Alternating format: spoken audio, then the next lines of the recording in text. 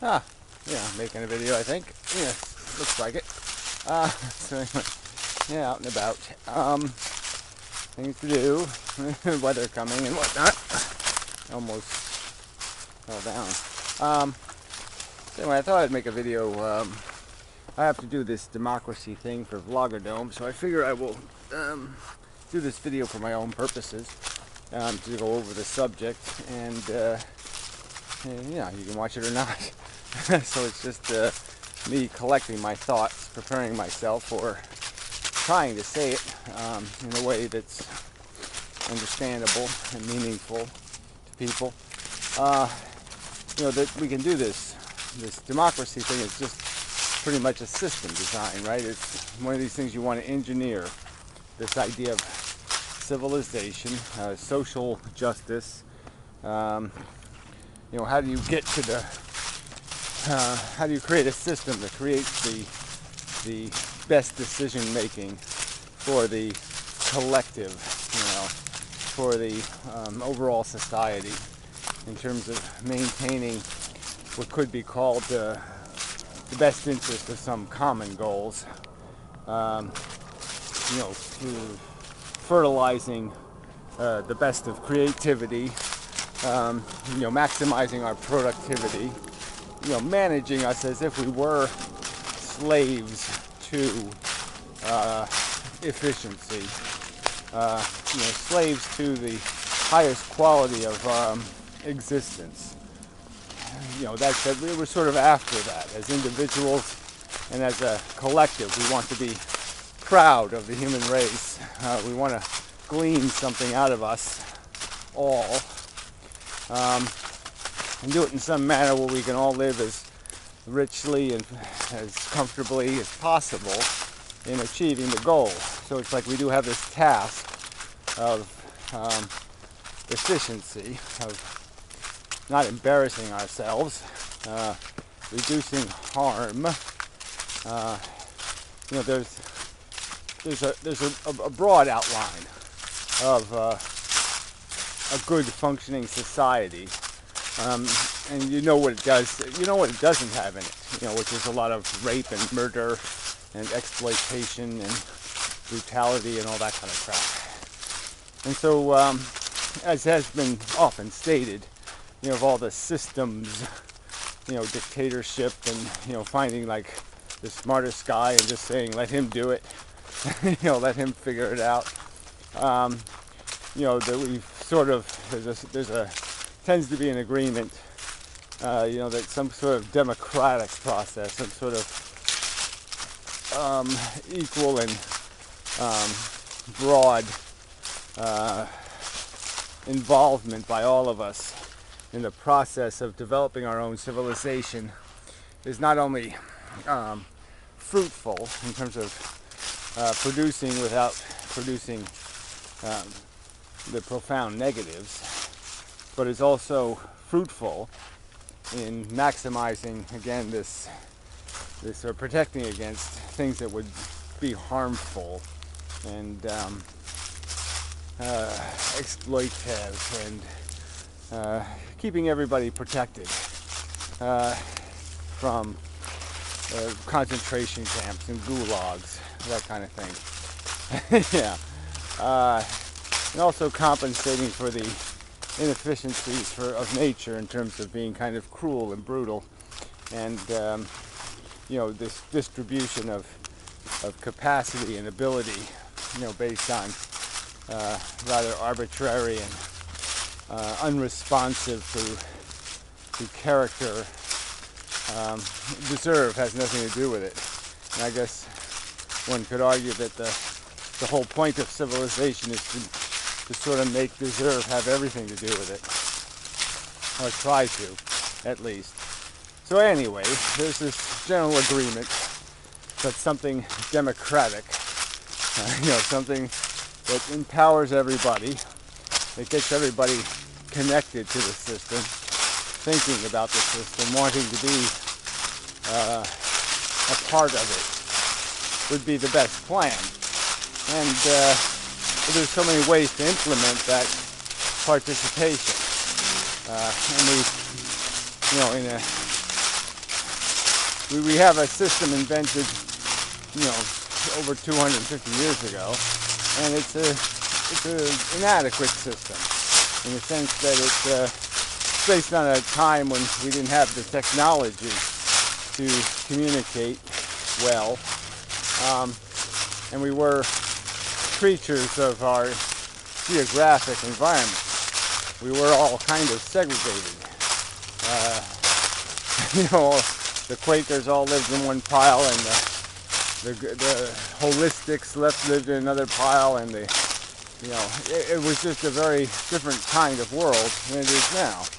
And so we had a system to glean opinion and participation that was primarily geographic. You basically voted as a region. That was your representation. You were represented as a regional identity. And clearly that's, from me personally and from logically making an argument here, that I'm not my geography. This geography has absolutely nothing to do with what I philosophically believe, what I understand to be in the best interest of human beings or the best policy for human beings. This geography doesn't have much, if anything. A tiny percentage of my philosophy would be related to geography. I could argue because I live in a watershed area, that I might have some more awareness of issues of, keeping water clean, protecting environments, but that's just knowledge I've acquired through personal experience, and it doesn't really have anything to do with anything that would be relevant beyond just having knowledge of. And isn't that the thing we're really wanting people to have, is knowledge of? We could say that, some sort of direct democracy, some sort of just let the people electronically vote online, on every bill proposed, would be the ideal democracy. But the problem there is there isn't an even distribution of knowledge, that the people doing the voting wouldn't be doing the listening. They wouldn't have an obligation to know something about what they're voting on. They'd be voting based on a bigotry, based on some brief pigeonhole description of what the thing is, based on who's for it. They just say, well, that guy's for it, I must be against it because he's evil. It would be that kind of simplistic judgment, and the voting also would be self-interested, which just means that people would end up voting for things that are impossible, like increased spending on social infrastructure and lower taxes. Stuff that's just not rational, reasonable. And that's what our representatives end up doing, because our representatives aren't the best of us. They're whoever lies the best. The politics is so corrupt and so dishonest, that it has almost become a representative of the worst of our character rather than the best of our character. Because the game is really just about stealing the other guy's vote because of this winner-take-all mechanism that's been geographically imposed. So because I geographically live in an area where the majority of people have a certain ideology, I'll never have somebody representing me in Congress who says anything I agree with, ever. There'll always be somebody I voted against, not somebody I voted for. So there's clearly no participation by me in the system. I just don't have a realistic piece of representation power, influence that I'm entitled to. And we don't have to have a system like that. We don't have to have a winner take all. You steal the other guy's representation by having a geographic battle to own the entire region, when all you should really own is your own vote. And you shouldn't be stealing the power of somebody else's. You could argue like things in the Senate. These are like obvious inequities where an individual living in the state of California has 1/30th of the political reality, the political power of an individual living in Alaska, merely because of the demographics and the fact that we have apportioned power based on region again. Geography is defining rather than ideology defining, or more importantly, principles like, one man, one vote defining. So you end up with huge inequities where, for no logical reason, somebody living in California is rendered 30 times a less meaningful vote.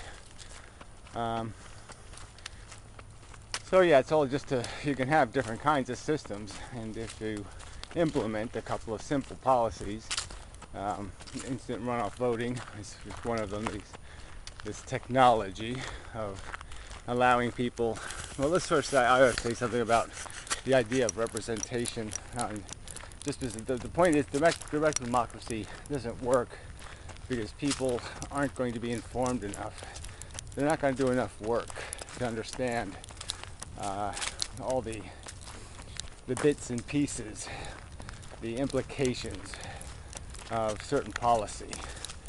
And I'm not saying somebody who's informed can't come with the wrong answer, but you're more likely to have the right answer if you're at least informed on the dynamics and the function. It's like you're going to serve on a jury and you don't know nothing about the science they're talking about in terms of the quality of the evidence. You're not a very good juror.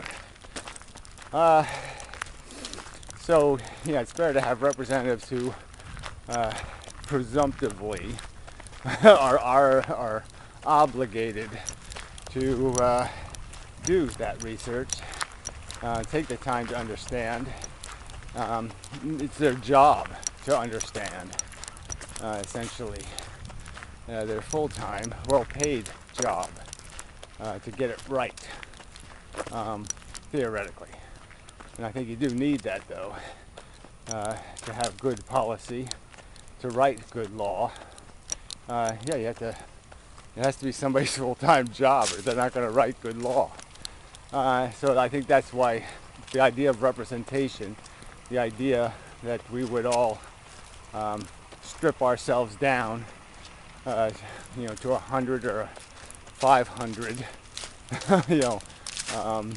bits of information, interest points, even just 10 interest points, and that we would proportionally be given representatives who share common, or the most common, or the most common as possible, interest points. So if I said I thought Jack Kevorkian was a great human being, I would be pleased to have him represent me, at any meeting or conference or in the Congress of the United States. And he certainly could have gotten elected to Congress if he could have run nationally rather than in one state full of Catholics. So, and that's what I'm basically talking about, is having a democracy where Congress is a bunch of ideological seats, not geographic seats. So whether you have 100 congressmen or 200 congressmen, the idea would be is that you would proportionally, they'd all represent actual citizens, and they never would represent people who voted against them.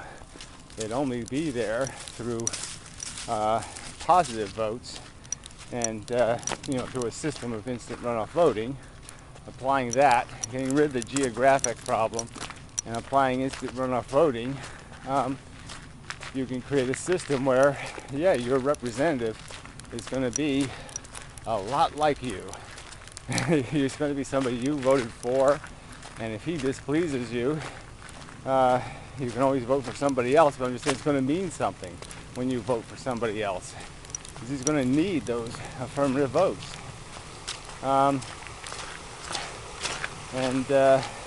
So then the idea of betrayal and compromise and all that kind of stuff is not going to be a problem anymore, because you're not going to vote for a liar. If you got the choice, if all you got is a choice between a liar and a thief, yeah, well, sometimes you'll vote for a liar, but you don't want to vote for a thief. But if you have a choice to vote for the best man, you'll vote for the best man. You don't want a liar representing you. You don't want your name on a statue of a liar. You really don't. And so democracy can actually mean something. It can be more than a train wreck. It can be a force of involving people in their civilization, involving them in the issue argumentation, making them accountable for who they did vote for. It can have all kinds of very positive influences, rather than just this what special interest will steal the power of our government, the power of our collective industry. And that's the system we have now. Jeez, it's wet. Yeah. Oh shit. The person I must communicate with is got home. Bugger. Anyway. So, till next time. And such. So forth and whatnot. Sorry, not much of a video, but this subject always gets a little convoluted. It's just hard to explain the subtleties of system, dynamic, and function. I certainly understand it. Fortunately, people don't. So, till next time.